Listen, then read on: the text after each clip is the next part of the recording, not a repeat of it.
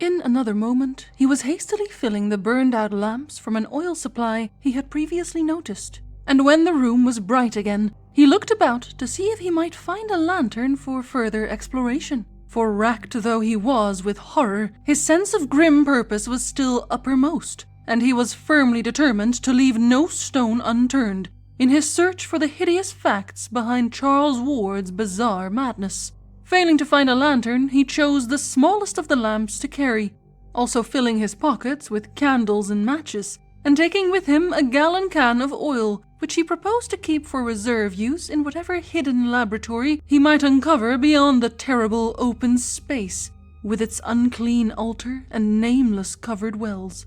To traverse that space again would require his utmost fortitude, but he knew it must be done. Fortunately, neither the frightful altar nor the opened shaft was near the vast cell-indented wall which bounded the cavern area, and whose black, mysterious archways would form the next goals of a logical search.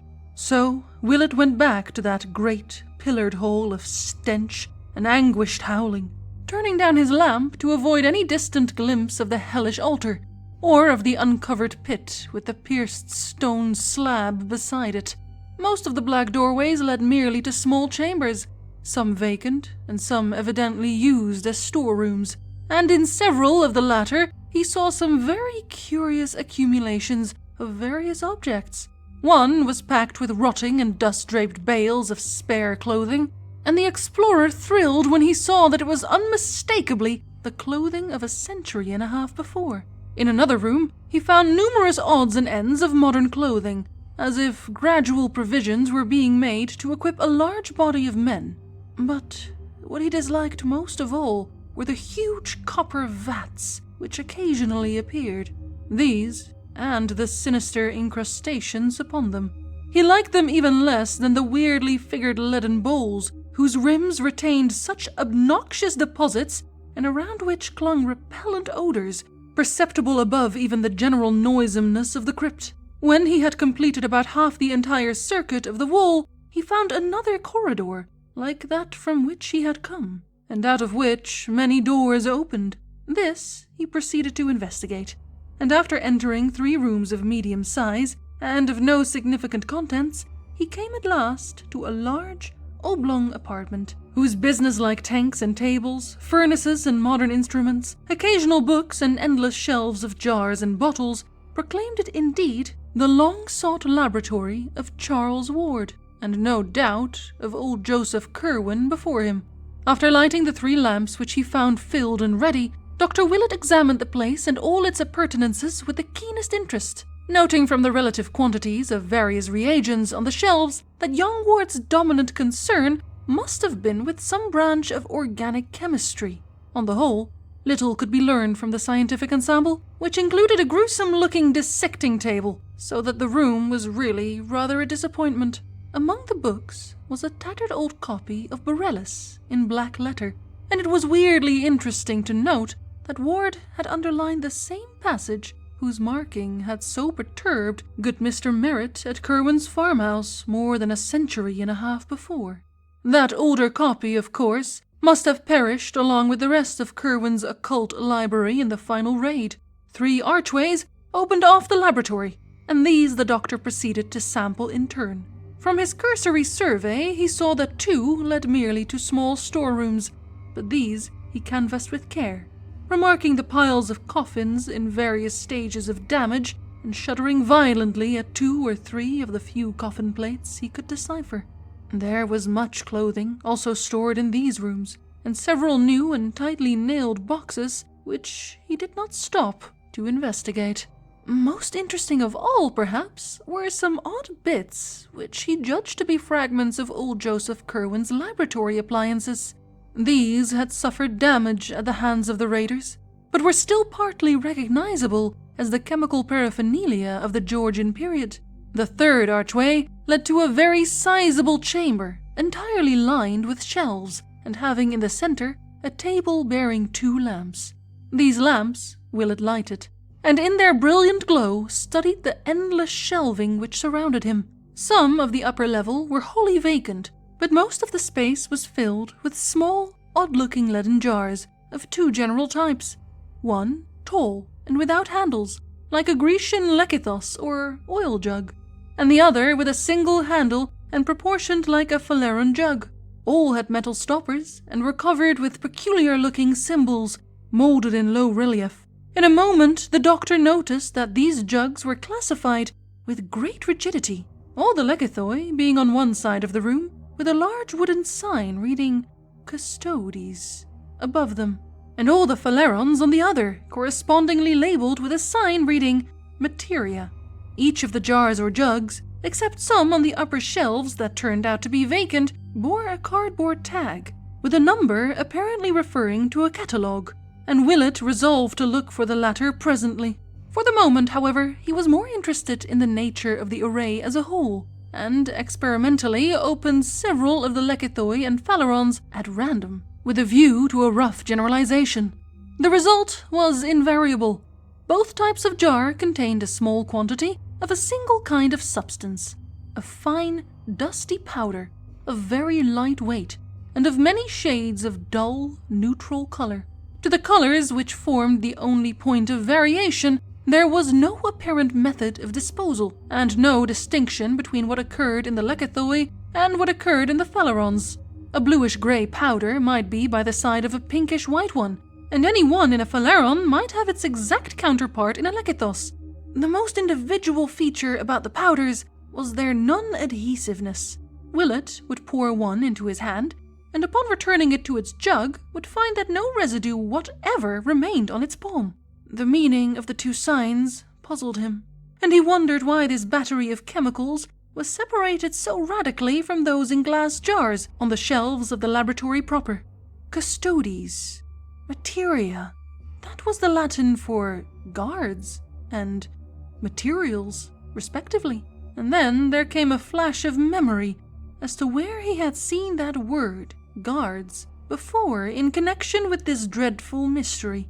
It was, of course, in the recent letters to Dr. Allen, purporting to be from old Edward Hutchinson, and the phrase had read, "There was no need to keep the guards in shape and eaten off their heads, and it made much to be found in case of trouble, as you too well know." What did this signify? But wait, was there not still another reference to guards in this matter, which he had failed wholly to recall when reading the Hutchinson letter? Back in the old non-secretive days, Ward had told him of the Eleazar Smith diary, recording the spying of Smith and Whedon on the Kerwin farm, and in that dreadful chronicle there had been a mention of conversations overheard before the old wizard betook himself wholly beneath the earth. There had been, Smith and Whedon insisted, terrible colloquies, wherein figured Kerwin, certain captives of his, and the guards of those captives. Those guards, according to Hutchinson or his avatar, had eaten their heads off, so that now Dr. Allen did not keep them in shape. And if not in shape, how? Save as the salts to which it appears this wizard band was engaged in reducing as many human bodies or skeletons as they could. So, that was what these lekithoi contained, the monstrous fruit of unhallowed rites and deeds, presumably won or cowed to such submission as to help, when called up by some hellish incantation, in the defense of their blasphemous master, or the questioning of those who were not so willing. Willett shuddered at the thought of what he had been pouring in and out of his hands, and for a moment felt an impulse to flee in panic from that cavern of hideous shelves with their silent and perhaps watching sentinels. Then he thought of the materia in the myriad phaleron jugs on the other side of the room. Salts, too, and if not the salts of guards, then the salts of what? God! Could it be possible that here lay the mortal relics of half the Titan thinkers of all the ages, snatched by supreme ghouls from crypts where the world thought them safe, and subject to the beck and call of madmen who sought to drain their knowledge for some still wilder end, whose ultimate effect would concern, as poor Charles had hinted in his frantic note, all civilization, all natural law, perhaps even the fate of the solar system and the universe. And Marinus Bicknell Willett had sifted their dust through his hands. Then he noticed a small door at the farther end of the room, and calmed himself enough to approach it and examine the crude sign chiseled above. It was only a symbol, but it filled him with vague spiritual dread. For a morbid, dreaming friend of his had once drawn it on paper and told him a few of the things it means in the dark abyss of sleep. It was the sign of Koth, that dreamers see fixed above the archway of a certain black tower standing alone in twilight. And Willett did not like what his friend, Randolph Carter, had said of its powers. But a moment later he forgot the sign as he recognized a new acrid odor in the stench-filled air. This was a chemical rather than animal smell, and came clearly from the room beyond the door, and it was, unmistakably, the same odor which had saturated Charles Ward's clothing on the day the doctors had taken him away. So, it was here that the youth had been interrupted by the final summons. He was wiser than old Joseph Kerwin, for he had not resisted. Willett, boldly determined to penetrate every wonder and nightmare this nether realm might contain, seized the small lamp and crossed the threshold. A wave of nameless fright rolled out to meet him, but he yielded to no whim and deferred to no intuition. There was nothing alive here to harm him, and he would not be stayed in his piercing of the eldritch cloud which engulfed his patient. The room beyond the door was of medium size and had no furniture save a table, a single chair, and two groups of curious machines with clamps and wheels, which Willett recognized after a moment as medieval instruments of torture. On one side of the door stood a rack of savage whips, above which were some shelves bearing empty rows of shallow, pedestaled cups of lead shaped like Grecian kylix. On the other side was the table, with a powerful argand lamp, a pad and pencil, and two of the stoppered lekythoi from the shelves outside, set down at irregular places, as if temporarily or in haste. Willett lighted the lamp and looked carefully at the pad to see what notes young Ward might have been jotting down when interrupted, but found nothing more intelligible than the following disjointed fragments in that crabbed Kerwin chirography, which shed no light on the case as a whole. B died not, escaped into walls and found place below. Saw old V say ye Sabbath and learned ye way. Raised Yog-Sothoth thrice, and was ye next day delivered. F sought to wipe out all knowing how to raise those from outside. As the strong argand blaze lit up the entire chamber, the doctor saw that the wall opposite the door, between the two groups of torturing appliances in the corners, was covered with pegs, from which hung a set of shapeless-looking robes of a rather dismal, yellowish white.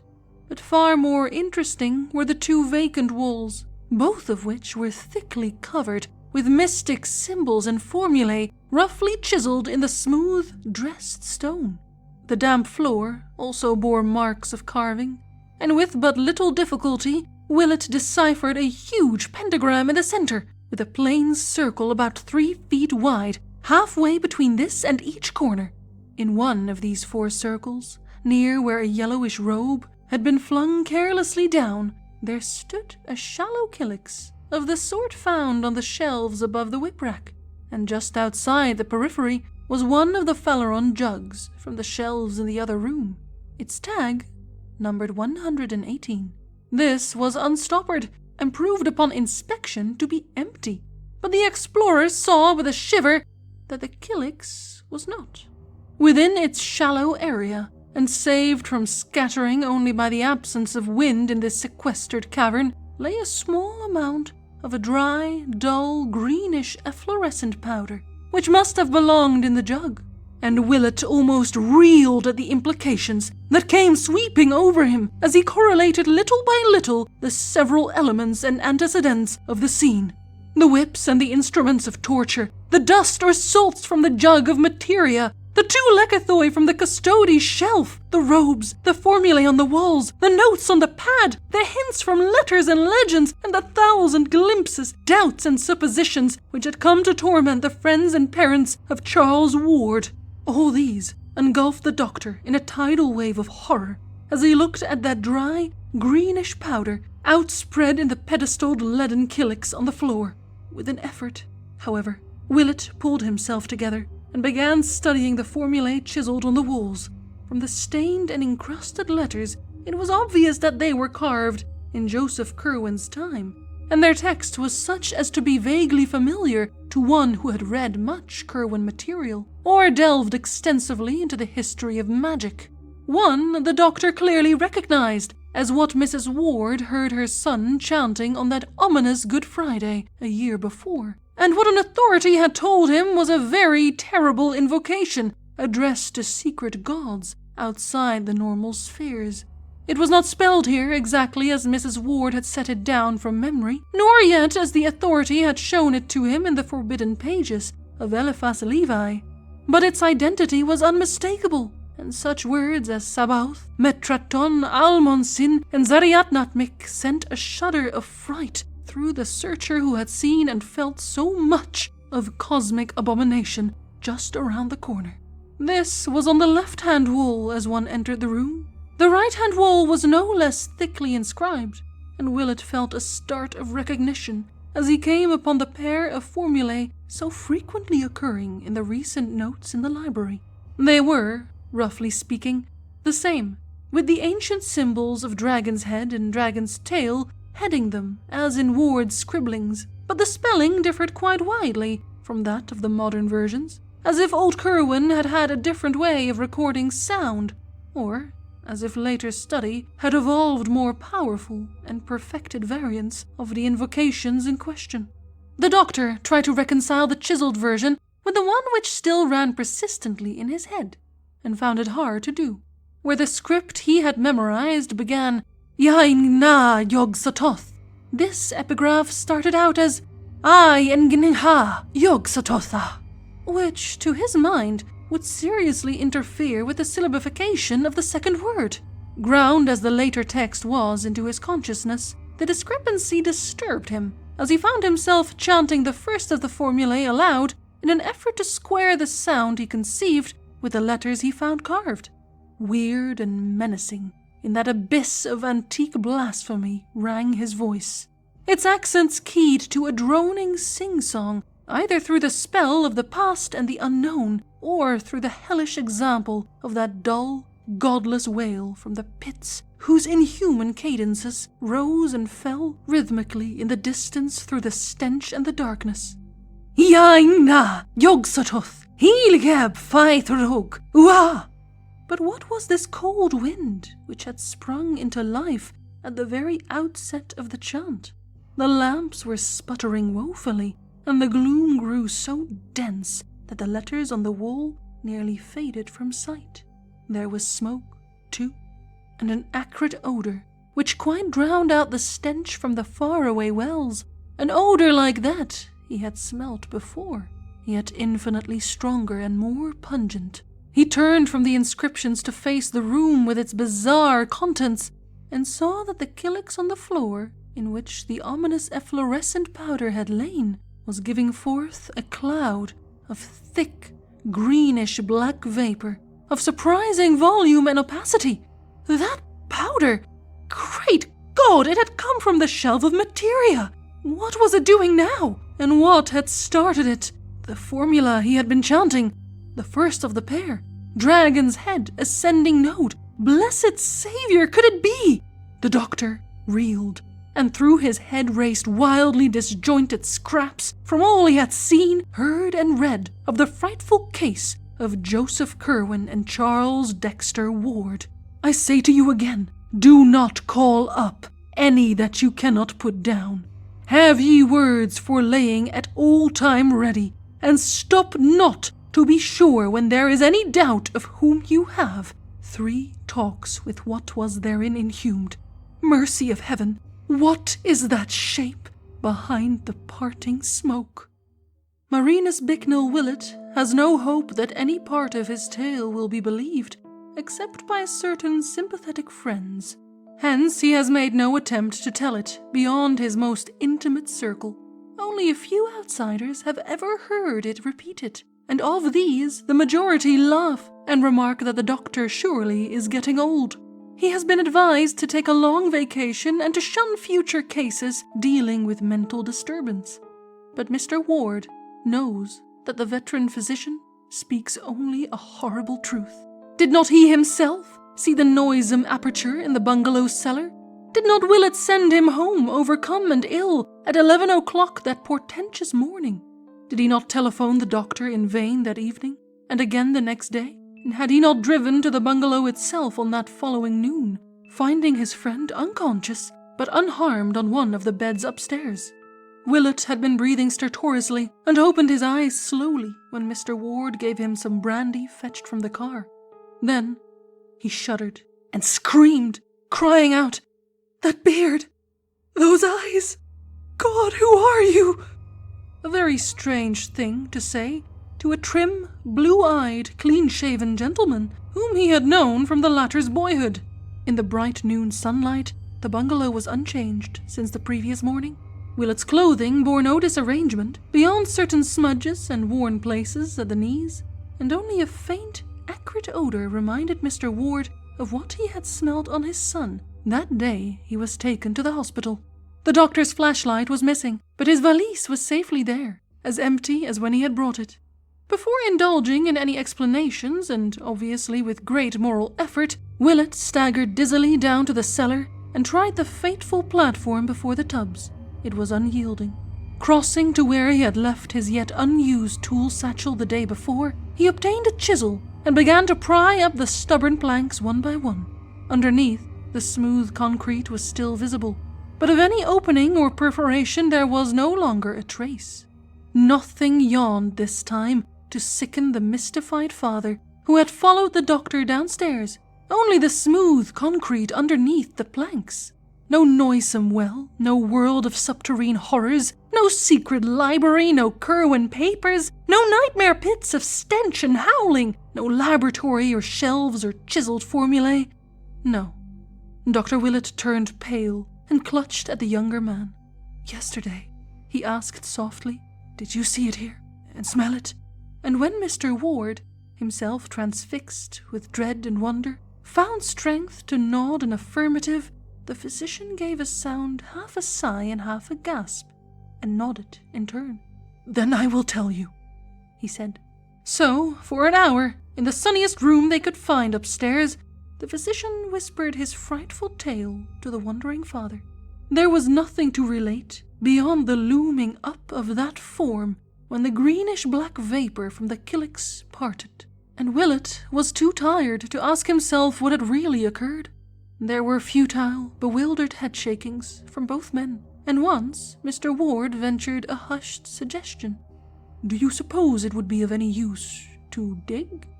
The doctor was silent, for it seemed hardly fitting for any human brain to answer when powers of unknown spheres had so vitally encroached on this side of the great abyss. Again, Mr. Ward asked, "But where did it go? It brought you here, and it sealed up the hole somehow." And Willett, again, let silence answer for him. But after all, this was not the final phase of the matter. Reaching for his handkerchief before rising to leave, Dr. Willett's fingers closed upon a piece of paper in his pocket, which had not been there before, and which was companioned by the candles and matches he had seized in the vanished vault. It was a common sheet, torn obviously from the cheap pad in that fabulous room of horror somewhere underground, and the writing upon it was that of an ordinary lead pencil, doubtless the one which had lain beside the pad. It was folded very carelessly, and beyond the faint acrid scent of the cryptic chamber bore no print or mark of any world but this. But in the text itself it did indeed reek with wonder, for here was no script of any wholesome age, but the labored strokes of medieval darkness, scarcely legible to the layman who now strained over it, yet having combinations of symbols which seemed vaguely familiar. The briefly scrawled message was this, and its mystery lent purpose to the shaken pair, who forthwith walked steadily out to the ward car and gave orders to be driven first to a quiet dining place and then to the John Hay Library on the hill. At the library, it was easy to find good manuals of paleography, and over these the two men puzzled till the lights of evening shone out from the great chandelier. In the end, they found what was needed. The letters were indeed no fantastic invention, but the normal script of a very dark period. They were the pointed Saxon minuscules of the 8th or 9th century AD, and brought with them memories of an uncouth time when under a fresh Christian veneer, ancient faiths and ancient rites stirred stealthily, and the pale moon of Britain looked sometimes on strange deeds in the Roman ruins of Caerleon and Hexham, and by the towers along Hadrian's crumbling wall. The words were in such Latin as a barbarous age might remember. Quer Venus necandus est, cadaver aqua forti dissolvendum, nec aliquid retinendum, tace ut potes, which may roughly be translated, Curwen must be killed, the body must be dissolved in aqua fortis, nor must anything be retained. Keep silence as best you are able. Willett and Mr. Ward were mute and baffled. They had met the unknown and found that they lacked emotions to respond to it as they vaguely believed they ought. With Willett, especially, the capacity for receiving fresh impressions of awe was well nigh exhausted, and both men sat still and helpless till the closing of the library forced them to leave. Then they drove listlessly to the Ward mansion in Prospect Street, and talked to no purpose into the night. The doctor rested toward morning, but did not go home, and he was still there Sunday noon, when a telephone message came from the detectives who had been assigned to look up Dr. Allen. Mr. Ward, who was pacing nervously about in a dressing gown, answered the call in person and told the men to come up early the next day, when he heard their report was almost ready. Both Willett and he were glad that this phase of the matter was taking form, for whatever the origin of the strange minuscule message, it seemed certain that the Curwen who must be destroyed could be no other than the bearded and spectacled stranger. Charles had feared this man, and had said in the frantic note that he must be killed and dissolved in acid. Allen, moreover, had been receiving letters from the strange wizards in Europe under the name of Curwen, and palpably regarded himself as an avatar of the bygone necromancer. And now, from a fresh and unknown source, had come a message saying that Curwen must be killed and dissolved in acid. The linkage was too unmistakable to be factitious, and besides, was not Allen planning to murder young Ward upon the advice of the creature called Hutchinson? Of course, the letter they had seen had never reached the bearded stranger, but from its text they could see that Allen had already formed plans for dealing with the youth if he grew too squeamish. Without doubt, Allen must be apprehended, and even if the most drastic directions were not carried out, he must be placed where he could inflict no harm upon Charles Ward. That afternoon, hoping against hope to extract some gleam of information, and then the inmost mysteries from the only available one capable of giving it, the father and the doctor went down the bay and called on young Charles at the hospital. Simply and gravely, Willett told him all he had found, and noticed how pale he turned on each description made, certain the truth of the discovery. The physician employed as much dramatic effect as he could, and watched for a wincing on Charles's part when he approached the matter of the covered pits and the nameless hybrids within, but Ward did not wince. Willett paused, and his voice grew indignant as he spoke of how the things were starving. He taxed the youth with shocking inhumanity, and shivered when only a sardonic laugh came in reply. For Charles, having dropped as useless his pretense that the crypt did not exist, seemed to see some ghastly jest in this affair, and chuckled hoarsely at something which amused him. Then he whispered, in accents doubly terrible because of the cracked voice he used, "Damn 'em, they do eat, but they don't need to. That's the rare part. A month, you say, without food? Lud, sir, you be modest. D'you know that was the joke on poor old Whipple with his virtuous bluster? Kill everything off, would he? Why, damn, he was half deaf with the noise from outside, and never saw or heard aught from the wells. He never dreamed they were there at all. Devil take ye, those cursed things have been howling down there ever since Kerwin was done for 157 years gone. But no more than this could Willett get from the youth. Horrified, yet almost convinced against his will, he went on with his tale in the hope that some incident might startle his auditor out of the mad composure he maintained. Looking at the youth's face, the doctor could not but feel a kind of terror at the changes which recent months had wrought. Truly the boy had drawn down nameless horrors from the skies. When the room with the formulae and the greenish dust was mentioned, Charles showed his first sign of animation. A quizzical look overspread his face as he heard what Willett had read on the pad, and he ventured the mild statement that those notes were old ones, of no possible significance to anyone not deeply initiated in the history of magic.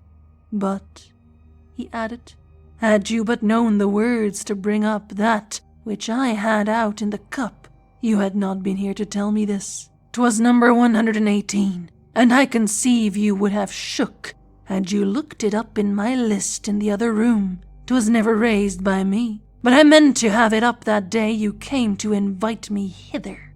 Then Willett told of the formula he had spoken, and of the greenish-black smoke which had arisen, and as he did so, he saw true fear dawn for the first time on Charles Ward's face. "It came, and you be here alive!" As Ward croaked the words, his voice seemed almost to burst free of its trammels and sink to cavernous abysses of uncanny resonance.